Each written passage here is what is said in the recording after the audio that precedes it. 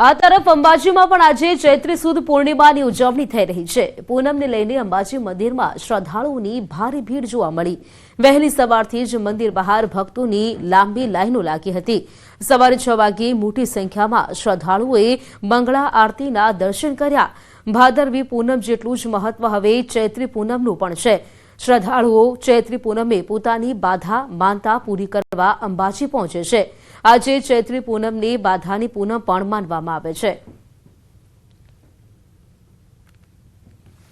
આજે ચૈત્ર સુદ પૂર્ણિમા છે ને આ પૂર્ણિમાના ભાદરવી પૂનમ જેટલું જ મહત્વ માનવામાં આવે છે। આજે આ ચૈત્રી પૂનમને લઈ વહેલી સવારથી જ અંબાજી મંદિરમાં યાત્રિકોનો ભારે ઘસારો જોવા મળ્યો હતો અને વહેલી સવારે જે 6 વાગે આરતી કરવામાં આવી હતી તેમાં પણ મોટી સંખ્યામાં શ્રદ્ધાળુઓ ઉમટી પડ્યા હતા। આપણે બતાવવા માંગીએ કે આરતી બાદ પણ જે યાત્રિકોનો ઘસારો છે અવિરતપણે અંબાજી મંદિરમાં ધસી રહ્યો છે અને વહેલી સવારથી યાત્રિકોની ભારે ભીડ અંબાજી મંદિરમાં જોવા મળી હતી અને માતાજીના આશીર્વાદ લઈ હતી। જો કે એક વસ્તુ ચોક્કસ છે કે જે રીતે ભાદરવી પૂનમે પગપાળા ચાલીને જે શ્રદ્ધાળુઓ આવે છે તે જ રીતે આ પૂનમે પણ લોકો પગપાળા ચાલીને આવે છે અને ખાસ કરીને આ પૂનમે જે વર્ષ દરમિયાન પોતાની બાધા આખડી રાખેલી હોય છે તે બાધા આખડી પૂર્ણ કરવા માટે આ ચૈત્રી પૂનમે ખાસ આવતા હોય છે અને તેમાં પણ જે છે માથાના માથે માંડવી અને ગરબી લઈ અને સાથે ધજા લઈ અંબાજીના મંદિરે પહોંચતા હોય છે। મહેન્દ્ર અગ્રવાલ, ન્યૂઝ ગુજરાતી, અંબાજી।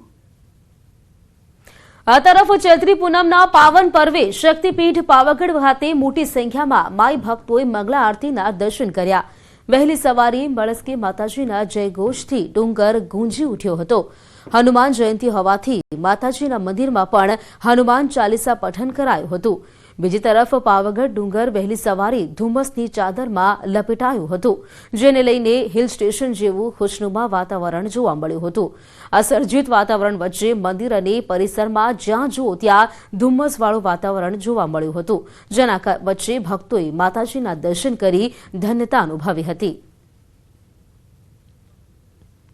તો આજે ચૈત્રી પૂનમનો પાવન પર્વ અને જેના કારણે પાવાગઢ ખાતે પણ મોટી સંખ્યામાં શ્રદ્ધાળુઓ ઉમટી પડ્યા હતા।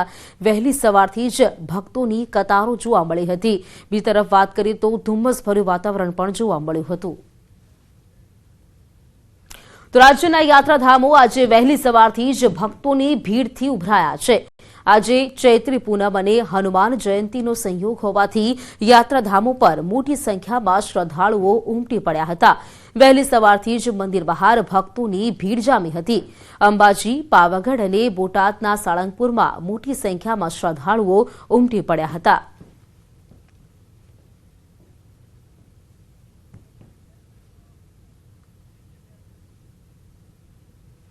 આજે હનુમાન જન્મોત્સવ અમદાવાદમાં આવેલા કેમ્પ હનુમાન ખાતે ભવ્યાતિ ભવ્ય ઉજવણી કરવામાં આવી રહી છે।